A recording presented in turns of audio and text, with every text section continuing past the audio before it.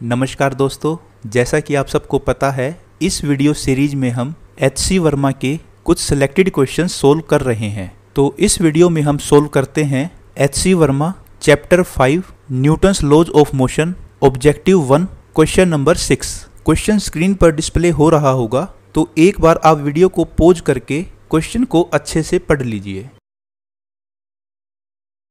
इस क्वेश्चन में दिया गया है जैसे कि ये एक इंक्लाइंड स्ट्रक्चर है और इसके इंक्लाइंड सरफेस पर कोई भी फ्रिक्शन नहीं है। मीन्स यह इंक्लाइंड सरफेस एक स्मूथ सरफेस है। इस स्ट्रक्चर का इंक्लिनेशन एंगल मान लीजिए थीटा है। तो इस सिचुएशन में अगर हम m मास का कोई ब्लॉक इस इंक्लाइंड सरफेस पर रखते हैं तो obviously this block will slide on the inclined surface and it will come down. But question में बोला गया है कि अगर हम इस कंप्लीट स्ट्रक्चर को एक सर्टन एक्सेलरेशन के साथ हॉरिजॉन्टल डायरेक्शन में मूव करवाना स्टार्ट कर दें, तब एक सर्टन एक्सेलरेशन पर एक सिचुएशन ऐसी आएगी कि यह ब्लॉक इस इंक्लाइंड सरफेस पर डाउनवर्ड डायरेक्शन में स्लाइड नहीं करेगा। तो क्वेश्चन में पूछा गया है कि इस सिचुएशन में जब ब्लॉक डाउनवर्ड डायरेक्शन में स्लाइड नहीं कर रहा है तो यह जो इंक्लाइंड सरफेस है, जिसे हम वेज भी कह सकते हैं, वह इस m मास के ब्लॉक पर कितना फोर्स एक्सर्ट करेगा। तो इस तरह के क्वेश्चन को सोल्व करने के लिए अगर हम बेसिक तरीके को देखें तो वह बहुत सिंपल है। सबसे पहले तो आप ब्लॉक का एक फ्री बॉडी डायग्राम बना लीजिए। फ्री बॉडी डायग्राम का मतलब है कि उस ब्लॉक पर जो जो फोर्स लग रहे हैं उन सभी फोर्सेज को रिप्रेजेंट कीजिए। और सेकंड स्टेप में आप ये चेक कीजिए कि वह ब्लॉक किस तरफ मूव कर रहा है। जिस डायरेक्शन में वह ब्लॉक मूव कर रहा है उस डायरेक्शन में और उसके परपेंडिकुलर डायरेक्शन में सभी फोर्सेस के कंपोनेंट ले लीजिए। फिर थर्ड स्टेप में आप इक्वेशन फॉर्म कीजिए with the help of F = ma। उसके बाद इक्वेशंस को सोल्व करने पर आप रिक्वायर्ड पैरामीटर निकाल सकते हैं। अब इस क्वेश्चन को अगर हम सोल्व करते हैं तो सबसे पहले हम फ्री बॉडी डायग्राम ड्रॉ करते हैं फॉर दिस ब्लॉक। इस ब्लॉक में सबसे पहला फोर्स लग रहा है फोर्स ड्यू टू ग्रेविटी, जो कि अर्थ इस ब्लॉक पर लगा रही है और उस फोर्स की डायरेक्शन हमेशा डाउनवर्ड होती है। तो ये mg फोर्स हो गया ड्यू टू ग्रेविटी। दूसरा फोर्स इस ब्लॉक पर जो लग रहा है वो है कॉन्टैक्ट फोर्स, और वो किस कॉन्टैक्ट की वजह से आ रहा है? इस इंक्लाइंड सरफेस और ब्लॉक के कॉन्टैक्ट की वजह से। इस कॉन्टैक्ट की वजह से एक फोर्स यह इंक्लाइंड सरफेस ब्लॉक पर लगा रहा है। इंक्लाइंड सरफेस जो फोर्स लगाएगा ब्लॉक पर वह परपेंडिकुलर होगा इंक्लाइंड सरफेस के। तो उस फोर्स को हम इस डायरेक्शन में n से दिखा सकते हैं। तो यही दो फोर्स हैं जो इस ब्लॉक पर एक्ट कर रहे हैं। So this is the free body diagram for this block. अब नेक्स्ट स्टेप होता है take the component of forces in the direction of motion of block. Means जिस डायरेक्शन में ब्लॉक मूव कर रहा है उस डायरेक्शन में फोर्सेज के कंपोनेंट ले लीजिए। तो अब अगर हम क्वेश्चन को ध्यान से पढ़ते हैं तो इसमें बताया गया है कि यह ब्लॉक स्लाइड नहीं कर रहा है और यह पूरा सिस्टम एक सर्टेन एक्सेलरेशन के साथ हॉरिजॉन्टल डायरेक्शन में मूव कर रहा है। तो सभी फोर्सेज के हम इस हॉरिजॉन्टल डायरेक्शन में या इसके परपेंडिकुलर डायरेक्शन में कंपोनेंट्स ले लेंगे। अगर हम इस mg फोर्स को देखें तो यह फोर्स तो ऑलरेडी इस हॉरिजॉन्टल मूवमेंट की डायरेक्शन के परपेंडिकुलर है, तो इसके साथ हम कोई छेड़खानी नहीं करते हैं। अब अगर हम इस कॉन्टैक्ट फोर्स को देखें तो इस कॉन्टैक्ट फोर्स के हम दो कंपोनेंट ले सकते हैं। एक तो इस डायरेक्शन में, जिस डायरेक्शन में हमारा ब्लॉक एक्चुअल में मूव कर रहा है, और दूसरा इसके परपेंडिकुलर डायरेक्शन में। अब अगली बात यह आती है कि इन कंपोनेंट्स की वैल्यू क्या होगी। इन कंपोनेंट्स की वैल्यू इन लाइनों के बीच के एंगल पर डिपेंड करेगी, और इन लाइनों के बीच का एंगल डिपेंड करेगा इस एंगल ऑफ इंक्लिनेशन थीटा पर। एक्चुअली इस तरह की अगर हम कुछ और प्रॉब्लम्स को सोल्व करेंगे तब हमें पता चलेगा कि इन दोनों में से एक एंगल थीटा होगा और दूसरा एंगल 90 डिग्री माइनस थीटा होगा। बट अब कंफ्यूजन ये रहता है कि कौन सा एंगल थीटा होगा और कौन सा एंगल 90 डिग्री माइनस थीटा होगा। तो यह एंगल की वैल्यू हम बेसिक ट्रिग्नोमेट्री को यूज करके फाइंड आउट कर सकते हैं, बट हर बार ट्रिग्नोमेट्री को यूज करना थोड़ा टाइम कंज्यूमिंग हो जाता है। तो इसे अवॉइड करने के लिए हम एक ट्रिक का इस्तेमाल करते हैं। So this is the concept 1 which will be used in this question. Suppose यह कोई इंक्लाइंड स्ट्रक्चर है जिसमें यह एंगल थीटा है। तो इस तरह की प्रॉब्लम्स में हमें यहाँ पर कुछ लाइनें देखने को मिल सकती हैं। रियल क्वेश्चंस में ये लाइनें किसी फोर्स के, एक्सेलरेशन के या किसी और वेक्टर क्वांटिटी के कंपोनेंट्स होंगे, बट यहाँ पर हम इन्हें सिर्फ लाइंस कहते हैं। इन लाइंस की खास बात यह होगी कि ये सभी लाइनें इन दोनों लाइन के मीन्स यह इंक्लाइंड लाइन और इस हॉरिजॉन्टल लाइन के या तो किसी एक के पैरेलल होगी या किसी एक के परपेंडिकुलर होगी। अगर हम लाइन 1 को देखते हैं तो यह लाइन इस इंक्लाइंड लाइन के परपेंडिकुलर है। अगर लाइन 2 को देखते हैं तो यह लाइन इस हॉरिजॉन्टल लाइन के परपेंडिकुलर है। अगर लाइन 3 को देखते हैं तो यह लाइन इस इंक्लाइंड लाइन के पैरेलल है। अगर लाइन 4 को देखते हैं तो यह लाइन इस हॉरिजॉन्टल लाइन के पैरेलल है। अगर लाइन 5 को देखते हैं तो यह लाइन इस इंक्लाइंड लाइन के परपेंडिकुलर है। अगर लाइन 6 को देखते हैं तो यह लाइन इस हॉरिजॉन्टल लाइन के परपेंडिकुलर है। अगर लाइन 7 को देखते हैं तो यह लाइन इस इंक्लाइंड लाइन के पैरेलल है। अगर लाइन 8 को देखते हैं तो यह लाइन इस हॉरिजॉन्टल लाइन के पैरेलल है। तो इस तरह से ये सभी लाइनें इस हॉरिजॉन्टल लाइन के या इंक्लाइंड लाइन के पैरेलल या परपेंडिकुलर हैं। अब हम इन लाइनों के बीच के एंगल को फाइंड आउट करने की कोशिश करते हैं विदाउट यूजिंग ट्रिग्नोमेट्री। सपोज कीजिए हम लाइन 1 और 2 के बीच में एंगल फाइंड आउट करना चाहते हैं। तो अगर हम लाइन 1 को देखते हैं तो यह इस इंक्लाइंड लाइन के परपेंडिकुलर है। अगर लाइन 2 को देखते हैं तो यह भी लाइन इस हॉरिजॉन्टल लाइन के परपेंडिकुलर है। तो लाइन 1 और लाइन 2 दोनों परपेंडिकुलर की कंडीशन को सेटिस्फाई करती हैं। तो इसलिए इन दोनों के बीच में एंगल होगा theta, which is the angle of inclination here. ध्यान दीजिए, अगर दोनों लाइनें परपेंडिकुलर की सिचुएशन को सेटिस्फाई करती हैं तो एंगल थीटा होगा। अगर दोनों लाइनें पैरेलल की सिचुएशन को सेटिस्फाई करती हैं तो भी थीटा होगा। लेकिन अगर एक लाइन परपेंडिकुलर को और दूसरी लाइन पैरेलल की कंडीशन को सेटिस्फाई करती है तब एंगल 90 डिग्री माइनस थीटा होगा। फॉर एग्जाम्पल, अब हम लाइन 2 और 3 को देखते हैं। अगर हम लाइन 2 को देखते हैं तो यह इस हॉरिजॉन्टल लाइन के परपेंडिकुलर है। लाइन 3 को देखते हैं तो यह लाइन इस इंक्लाइंड लाइन के पैरेलल है। तो एक लाइन परपेंडिकुलर है, दूसरी लाइन पैरेलल है, तो इन दोनों के बीच में एंगल 90 डिग्री माइनस थीटा होगा। अगर हम लाइन 5 और 6 को देखते हैं तो 5 लाइन परपेंडिकुलर है और 6 लाइन भी परपेंडिकुलर है। 5 लाइन इस इंक्लाइंड वाली लाइन के परपेंडिकुलर है और 6th लाइन इस हॉरिजॉन्टल लाइन के परपेंडिकुलर है। तो दोनों परपेंडिकुलर लाइंस हैं, तो ये एंगल होगा थीटा। अगर हम लाइन 7 और 8 को देखें तो जो 7 लाइन है वो लाइन इस इंक्लाइंड लाइन के पैरेलल है और जो 8 लाइन है वो लाइन इस हॉरिजॉन्टल लाइन के पैरेलल है। तो दोनों लाइनें पैरेलल की कंडीशन को सेटिस्फाई करती हैं, तो ये एंगल होगा थीटा। तो ध्यान रखिए, अगर दोनों लाइनें परपेंडिकुलर है तो भी थीटा, दोनों लाइनें पैरेलल है तो भी थीटा, बट अगर एक लाइन पैरेलल है दूसरी परपेंडिकुलर है तो एंगल होगा 90 डिग्री माइनस थीटा। तो इस कंसेप्ट को अब हम अपने क्वेश्चन में यूज करते हैं। हमने इस कॉन्टैक्ट फोर्स N को 2 कंपोनेंट में डिवाइड किया था, एक इस डायरेक्शन में और दूसरा इस डायरेक्शन में। अब अगर हम इस एंगल को देखें तो जो ये लाइन है ये लाइन परपेंडिकुलर है इस इंक्लाइंड लाइन के और जो ये लाइन है ये लाइन पैरेलल है इस हॉरिजॉन्टल लाइन के। तो एक परपेंडिकुलर है और एक पैरेलल है, तो ये एंगल होगा 90 डिग्री माइनस थीटा। अगर हम इस एंगल को देखें तो ये एंगल होगा थीटा। इसको आप दोनों तरीकों से कर सकते हैं क्योंकि यह एंगल 90 डिग्री है। अब अगर ये 90 डिग्री माइनस थीटा है तो ये एंगल ऑटोमेटिकली थीटा होगा, या आप इन दोनों के बीच का एंगल जो हमने कंसेप्ट सीखा था उससे भी निकाल सकते हैं। फाइनली ये एंगल थीटा होगा। अब क्योंकि ये फोर्स N है और ये एंगल थीटा है, इसलिए इस कंपोनेंट की वैल्यू हो जाएगी N कोस थीटा और इस कंपोनेंट की वैल्यू हो जाएगी N साइन थीटा। अब अगर हम ध्यान से देखें तो इस ब्लॉक पर 3 फोर्स हो चुके हैं। एक फोर्स तो mg, एक N साइन थीटा और एक N कोस थीटा। अब हम इस N फोर्स को कंसीडर नहीं करेंगे क्योंकि इस N फोर्स को हमने 2 कंपोनेंट में डिवाइड करके अलग अलग से कंसीडर कर लिया है। तो अब ये 3 फोर्स हैं mg, N cos theta, N sine theta. अब ये जो N साइन थीटा फोर्स है ये फोर्स रिस्पॉन्सिबल है इस ब्लॉक को एक सर्टेन एक्सीलरेशन के साथ हॉरिजॉन्टल डायरेक्शन में ले जाने के लिए, और जो ये N कोस थीटा फोर्स है ये फोर्स रिस्पॉन्सिबल है इस mg फोर्स को ओवरकम करने के लिए, क्योंकि एक सर्टेन वैल्यू ऑफ N के लिए इस N कोस थीटा की वैल्यू इतनी हो जाए कि वो इस mg को ओवरकम कर दे, तब ये ब्लॉक नीचे की तरफ स्लाइड नहीं करेगा। क्योंकि इस ब्लॉक के नीचे की तरफ स्लाइड करने के लिए जो फोर्स रिस्पॉन्सिबल था वह सिर्फ और सिर्फ mg था। अब क्योंकि क्वेश्चन में यह बताया गया है कि यह ब्लॉक नीचे की तरफ मूव नहीं कर रहा है, तो इसका मतलब इस mg फोर्स को ओवरकम किया गया है और वो किया है इस N कोस थीटा ने। Then we can write n cos theta is equal to mg। यह हमने क्यों लिखा?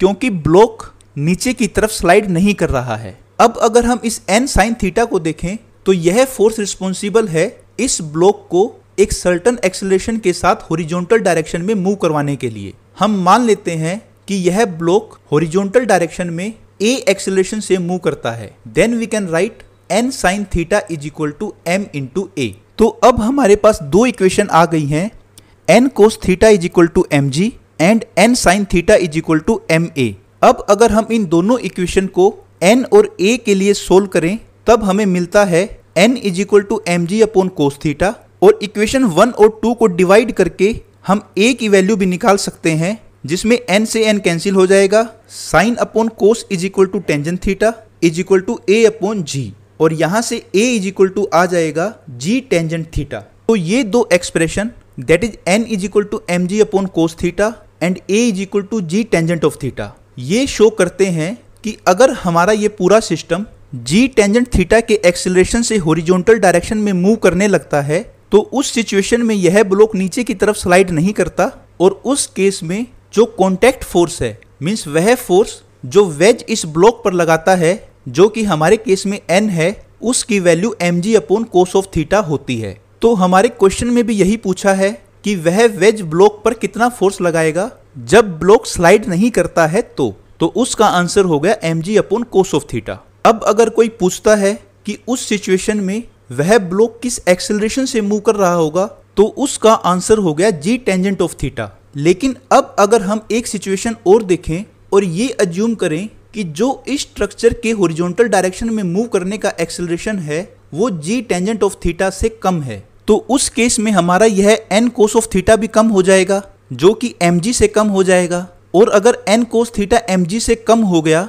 तो एक रिजल्टेंट डाउनवर्ड फोर्स बचेगा, and due to that force एक कंपोनेंट इस डायरेक्शन में आएगा जिसकी वजह से यह ब्लॉक स्लाइड करने लगेगा। तो सिंपल सी बात है, अगर acceleration g tangent of theta से कम होगा तो उस केस में यह ब्लॉक इस इंक्लाइंड सरफेस पर स्लाइड करेगा। तो उस सिचुएशन में इस ब्लॉक की दो तरह की मूवमेंट होंगी। एक तो यह ब्लॉक इस हॉरिजॉन्टल डायरेक्शन में मूव कर रहा होगा with a certain acceleration which is less than g tangent of theta, और दूसरा यह ब्लॉक इस इंक्लाइंड सरफेस पर स्लाइड कर रहा होगा डाउनवर्ड। तो इस केस में इस ब्लॉक की दो डायरेक्शन में मोशन होंगी। तो अब दो डायरेक्शन में मोशन की वजह से अब यह क्वेश्चन अराइज होगा कि फ्री बॉडी डायग्राम बनाने के बाद फोर्सेज को किस डायरेक्शन ऑफ मोशन में ब्रेक करें। तो क्वेश्चन में जब यह कह दिया था कि ब्लॉक स्लाइड नहीं कर रहा है तो इस वजह से यह क्वेश्चन काफी इजी हो गया था। बट अगर अब दो डायरेक्शन में मोशन है तो इसको सोल्व करने के लिए हम बेसिक मेथड की बजाय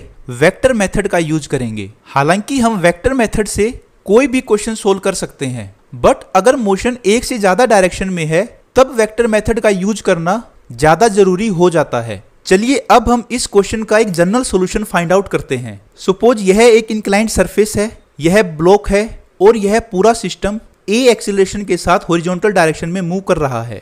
हम यह भी मानते हैं इस सिचुएशन में जो यह ब्लॉक है ये a डैश एक्सेलरेशन के साथ नीचे की तरफ स्लाइड कर रहा है। अब क्वेश्चन यह है कि अगर ये पूरा सिस्टम एक एक्सेलरेशन a के साथ हॉरिजॉन्टल डायरेक्शन में मूव करता है तो find out the value of a dash and find out the value of n, where n is the force which is exerted by the wedge on the block. तो यहाँ small a given है और a dash और n की value find out करनी है। तो simply हम फिर से फ्री बॉडी डायग्राम बनाते हैं, वही mg downward, contact force n, these are two forces which are acting on the block. अब क्योंकि इस ब्लॉक की मूवमेंट एक सिंगल डायरेक्शन में नहीं है तो हम इस क्वेश्चन को इन फोर्सेज के कंपोनेंट लेकर सोल्व नहीं करेंगे। इनफैक्ट हम इस ब्लॉक पर लगने वाले फोर्सेज को वेक्टर फॉर्म में लिखेंगे और हम इस ब्लॉक में होने वाले एक्सेलरेशन को भी वेक्टर फॉर्म में लिखेंगे, और फाइनली हम अप्लाई करेंगे net force F is equal to m into net acceleration a।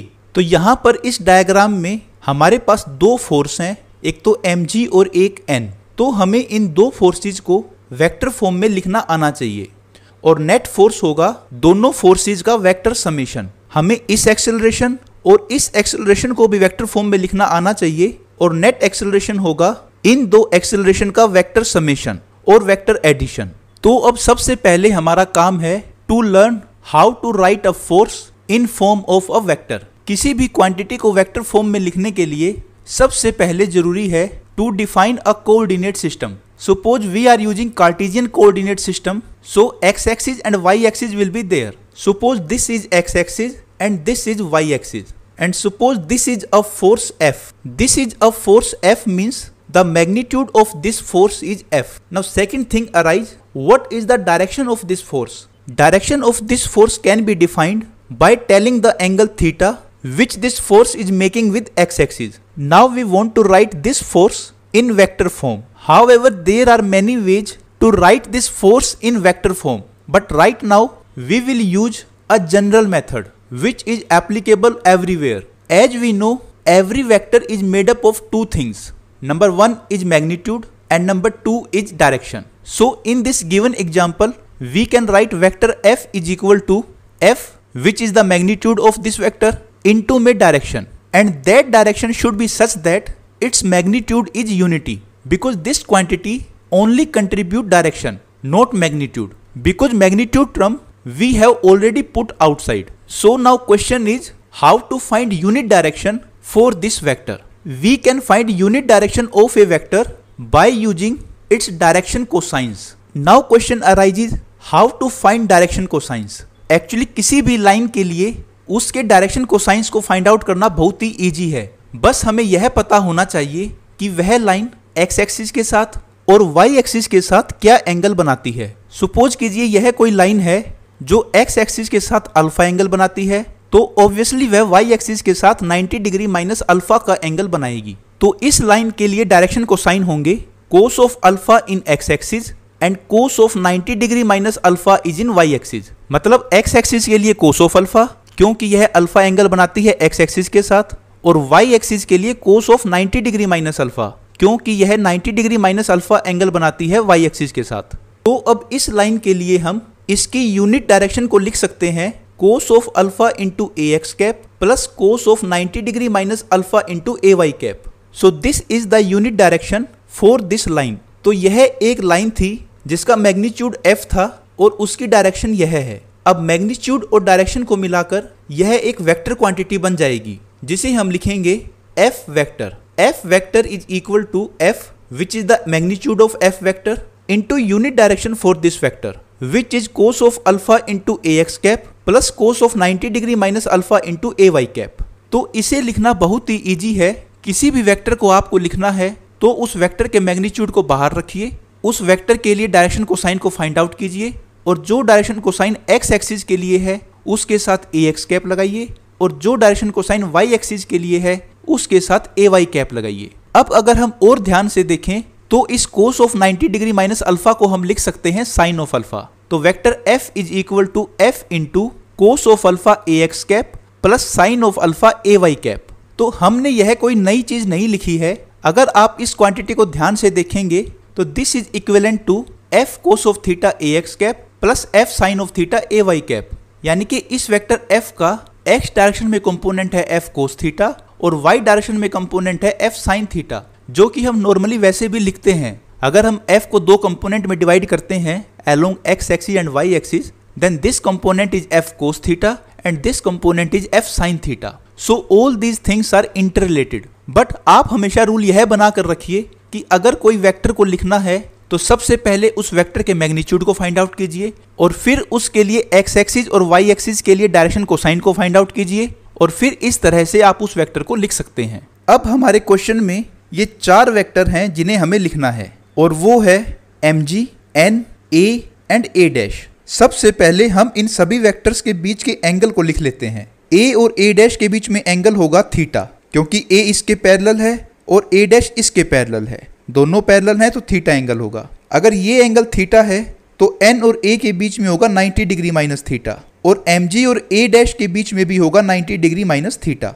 अब हम एक कोऑर्डिनेट सिस्टम ड्रॉ करते हैं और उसमें दोनों फोर्सेज n और mg को रिप्रेजेंट करते हैं. क्योंकि n a के साथ 90 डिग्री माइनस थीटा एंगल बना रहा है और a इस x एक्सिस के पैरेलल है, इसलिए ये वेक्टर n x एक्सिस के साथ भी 90 डिग्री माइनस थीटा एंगल बनाएगा. तो उसे हम इस तरह से रिप्रेजेंट कर सकते हैं. अगर हम mg की बात करें तो mg डाउनवर्ड है, that is in negative y direction, तो इसे हम इस तरह से शो कर सकते हैं. तो इस कोऑर्डिनेट सिस्टम में हमने n और mg को शो कर लिया है। तो इस n के डायरेक्शन को साइन होंगे cos of 90 degree minus theta comma cos of theta, x axis के लिए ये और y एक्सिस के लिए ये। इसे हम थोड़ा सोल्व करके लिख सकते हैं sine of theta comma cos of theta. तो अब हम वेक्टर n को लिख सकते हैं n जो कि इसका मैग्नीट्यूड है इनटू में यूनिट डायरेक्शन, और यूनिट डायरेक्शन को हम डायरेक्शन कोसाइन की हेल्प से कैसे लिखेंगे, sine of theta a x cap plus cos of theta a Y cap. Sine of theta direction cosine है एक्स डायरेक्शन में